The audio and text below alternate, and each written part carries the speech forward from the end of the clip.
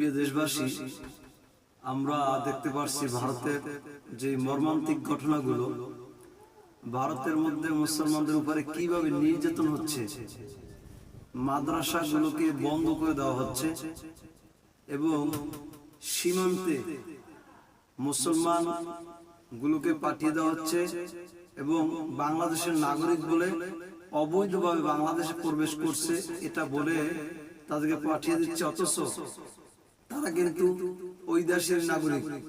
এরপরও তারা বাংলাদেশে পাঠানোর জন্য অনেক ষড়যন্ত্র করছে এবং মুসলমানদের উপর নির্যাতন নিপীড়ন করছে, মাদ্রাসাগুলোকে ভেঙে দিচ্ছে।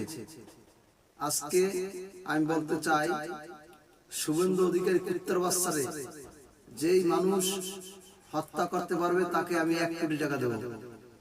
শুভেন্দু অধিকারী এই কুত্তার বাচ্চাকে, নরেন্দ্র মোদীকে এখনই হত্যা করার সময় এসেছে। এই কুকুরের বাচ্চাগুলো মুসলমানদেরকে নির্মমভাবে হত্যা করছে, ভারতের মধ্যে মাদ্রাসাগুলোকে বন্ধ করে দিচ্ছে এবং আবার বাংলাদেশে সর্বোচ্চ বৃহত্তম রাম মন্দির করতেছে।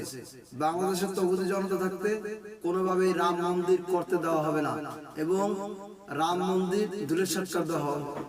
ভারতের মধ্যে মুসলমানদেরকে মারছে আর এই হিন্দুত্ববাদী উগ্রপন্থী চট্টগ্রামে তারা মিছিল করার দুঃসাহস দেখায় এবং হেফাজত ইসলামকে যা ইচ্ছা তাই গালাগালি করছে।